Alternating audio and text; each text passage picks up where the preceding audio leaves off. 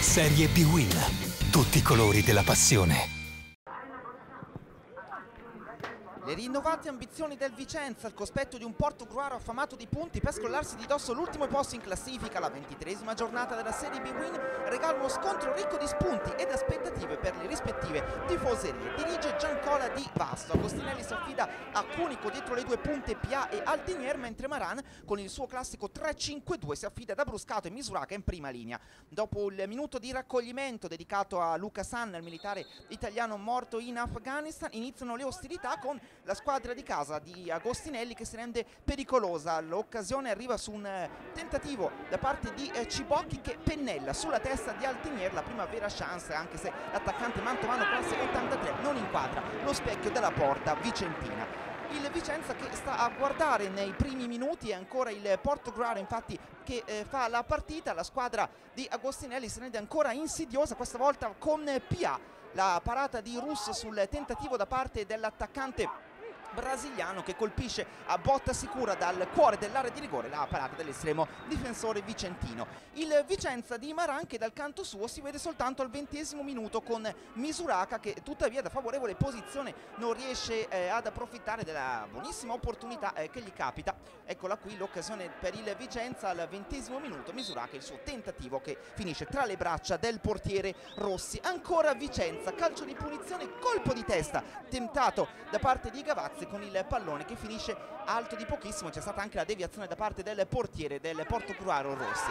Eccolo qui invece il gol che decide la partita, lo segna Scozzarella, primo gol in Serie B per lui, tocco morbido che sorprende il portiere del Vicenza Russo, palla in rete, 1-0 per il Portogruaro, proprio l'ultimo respiro del primo tempo. Siamo al 45° minuto, nel primo dei 4 minuti di recupero concessi da Giancola Di Vasto. Il Portogruaro passa meritatamente in vantaggio, il flash che chiude il primo tempo.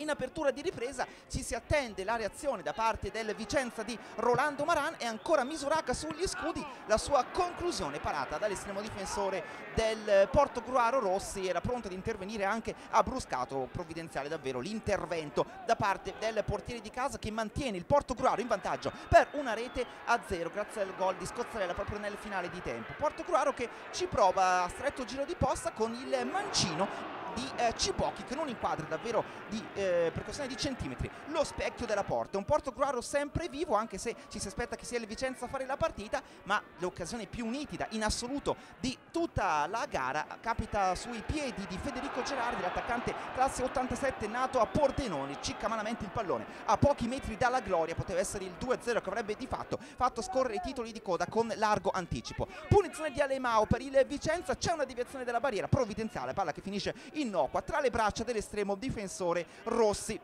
Il Vicenza insiste fino alla fine, naturalmente l'ultimo ad arrendersi è Gavazzi, la sua conclusione finisce alta con la sponda da parte di Abruscato, ha trovato il corridoio vincente ma non troppo. Gavazzi che non è riuscito ad inquadrare lo specchio della porta. Ancora Portogruaro nel finale, il cross di Tarana che pennella sulla testa di Gerardi questo delizioso pallone, ma non è proprio giornata per il giovane attaccante di casa. L'ultimissima occasione ce l'ha però il Vicenza, siamo proprio nei minuti finali della gara con Botta che prova la gloria, cerca la gloria ma trova sulla sua strada la reattività di Rossi. Finisce 1-0, una vittoria importantissima e meritata per un Portogruaro cinico e spietato.